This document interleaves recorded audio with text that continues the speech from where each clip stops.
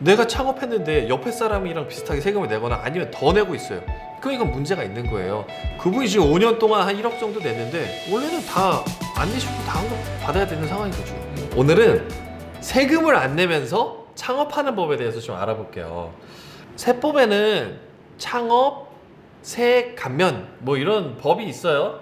5년 동안 최대 100%를 면제시켜줘요. 이 100%가 얼마나 무서운 거냐면 그냥 안 내요. 특히나 이제 청년들이 창업하는 경우에 이제 조세 지원을 많이 해주고 있는데, 그러니까 사회 초년생들이 창업을 많이 해라 이런 것들 유도하기 위한 장치겠죠.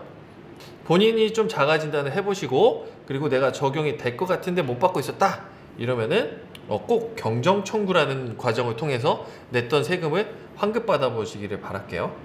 세금, 이 감면을 적용받기 위해서는 여러 가지 요건들이 좀 있을 수 있는데 제일 중요한 요건들 이것만 그냥 기억하시면 돼요.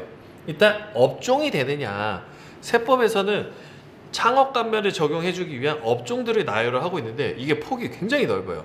우리가 쉽게 접할 수 있는 음식점, 근데 이제 카페나 술집, 우리가 보통 이런 것도 이제 음식점으로 영업신고를 하긴 하지만 세법에서는 따로 업종 분류를 좀 하고 있어요. 알코올성 음식 판매, 뭐 이렇게 비알코올성 음료 판매 이런 것들은 이제 업종에서 좀 제외를 시켜뒀으니까 카페나 술집은 안 된다. 근데 일반적으로 아는 우리가 한식, 양식, 뭐 중식, 뭐 일식 이런 식당 하시는 분들은 다 적용이 가능하니까 우리가 음식점을 개업했다 그러면 창업감면이 적용된다는 거를 알고 계시면 좋고요. 그리고 이제 뭐 제조업, 건설업, 그리고 요즘 많이 하시는 전자상거래업, 인터넷에서 물건 파시는 분들 있죠? 다 가능해요. 전자상거래업이 우리가 이제 도소매 업종 중에 하나로 들어가는데 일반적으로 이제 물건을 판매하시는 도소매 업종은 또 안 돼요. 그 뭐 옷가게 하시는 분들 뭐 이런 분들은 좀 어려울 수 있으니까 참고해 주시고요. 미용실도 되고요. 그리고 뭐 과학기술 서비스업 이렇게 돼 있는데 뭐 그냥 일반 디자인 하시는 분들, 뭐 여러 가지 전문 서비스업 하시는 분들 있잖아요. 이런 분들도 상당히 많이 포함이 돼요. 그러니까 우리가 주로 다루는 제조, 그리고 뭐 음식점, 그리고 서비스업 이런 것들이 많이 된다는 거예요. 업종 폭이 굉장히 넓다.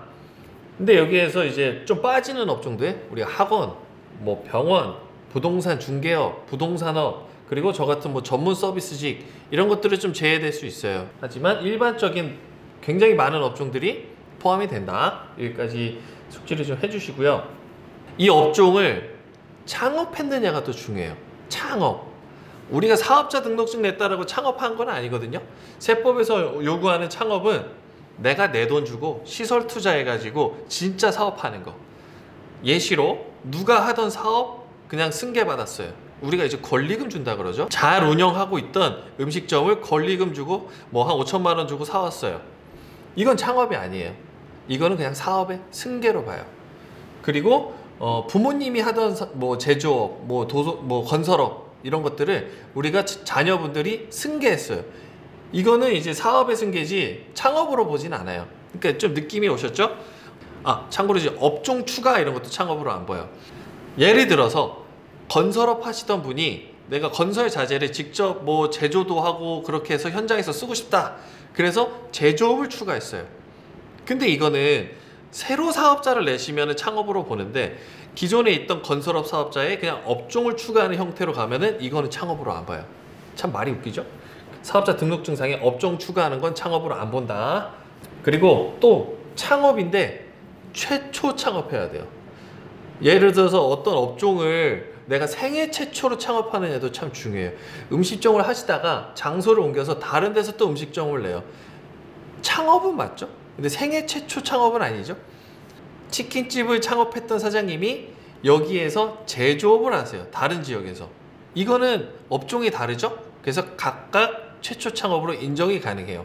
여기서 요약을 해볼게요.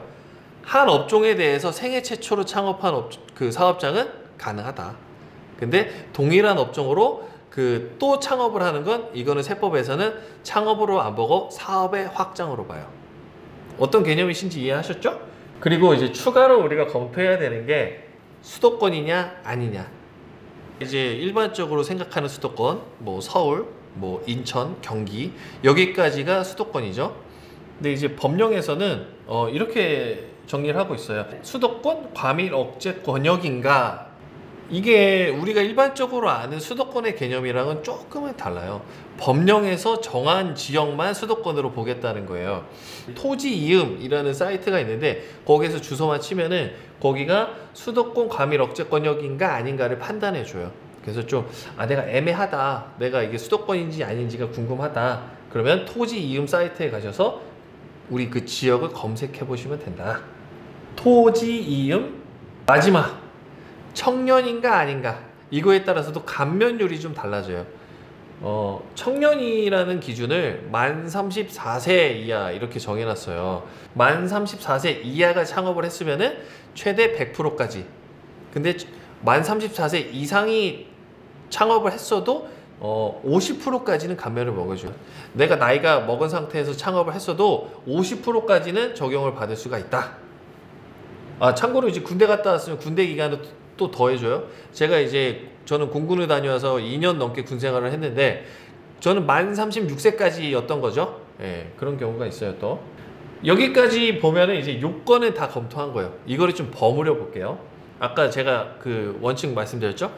자세한 내용은 표로 정리해서 보여드릴 테니까 잠깐 일시정지 하시고, 가장 베스트 사례로 100% 적용이 되는 게 청년인 사람이 수도권 밖의 지역에서 창업을 했으면 100%예요. 내가 창업했는데 옆에 사람이랑 비슷하게 세금을 내거나 아니면 더 내고 있어요. 그럼 이건 문제가 있는 거예요. 그래서 내가 자가 진단을 좀 해봤을 때 이거는 좀 내가 좀 세금을 과하게 내고 있다, 이런 생각이 드시면 바로 연락 주세요. 저희가 확인해보고 다 경정 청구해 드릴 수 있습니다.